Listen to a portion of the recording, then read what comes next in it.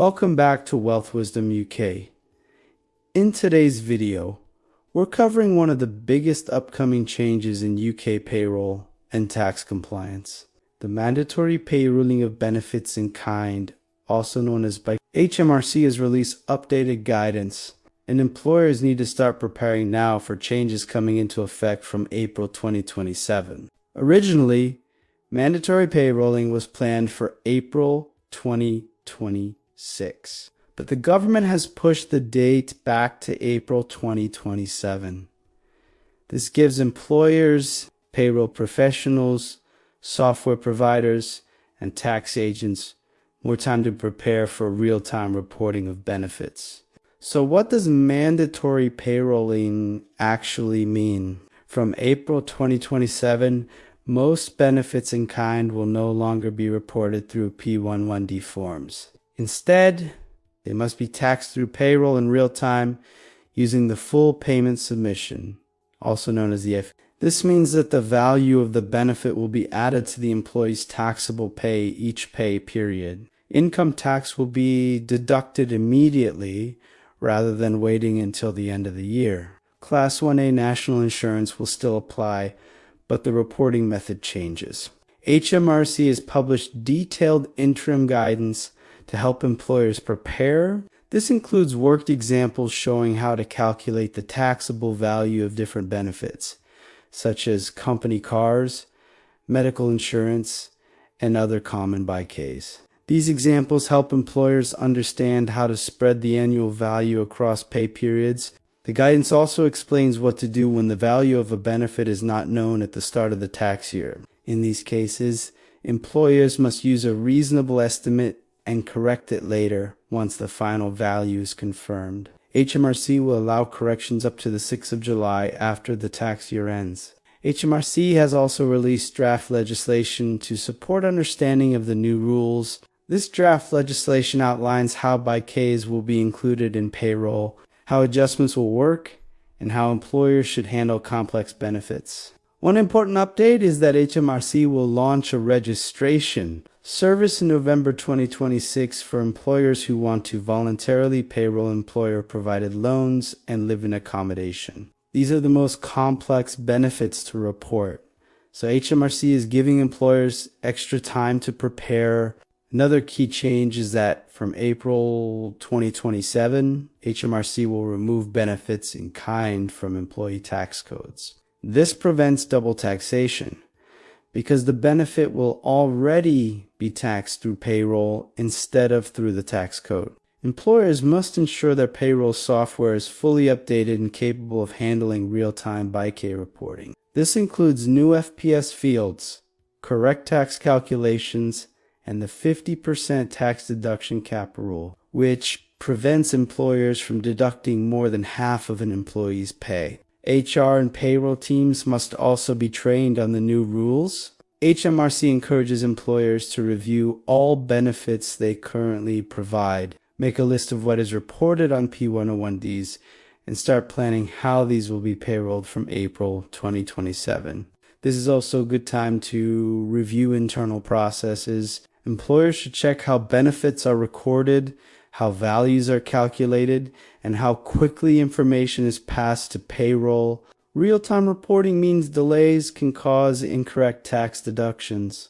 Now let's talk about salary sacrifice pension reform. At Budget 2025, the government announced that from April 2029, employer pension contributions made through salary sacrifice above £2,000 per year will attract both employer and employee national insurance contributions.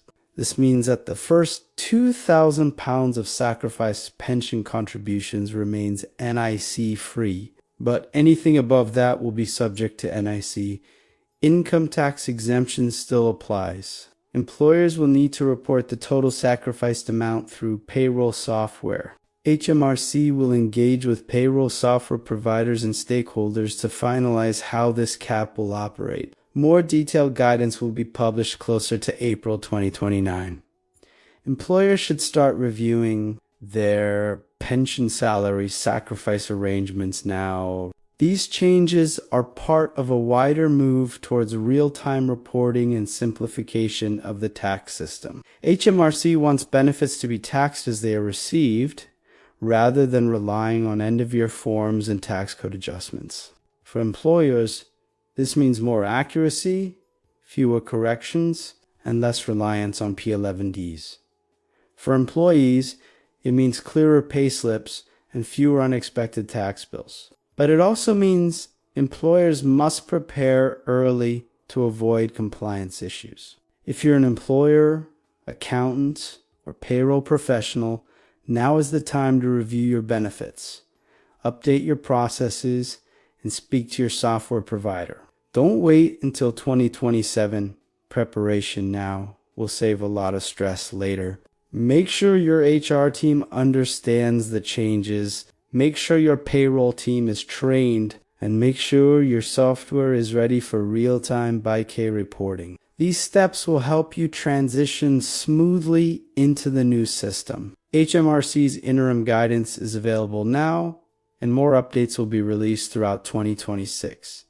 Staying informed is the best way to stay compliant. Employers should also start reviewing how they communicate benefits to employees. Clear communication will be essential because employees will see BIKS reflected in their payslips for the first time. Helping staff understand why their taxable pay appears higher will reduce confusion and prevent unnecessary payroll queries. Another important consideration is data accuracy. Real-time reporting means payroll teams must receive benefit information promptly and correctly. Any delays in updating benefit values could lead to incorrect tax deductions. So employers should strengthen internal processes and improve coordination between HR, payroll, and finance teams.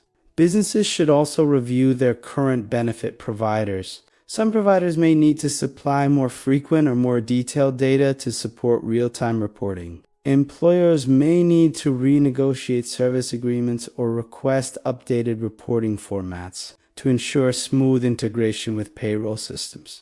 It's also worth considering the impact on cash flow. Because BIKS will be taxed immediately through payroll, employees may notice changes in their take-home pay. Employers should prepare guidance or FACs to help staff understand these changes and avoid confusion. During the transition period, finally, employers should monitor HMRC updates throughout 2026.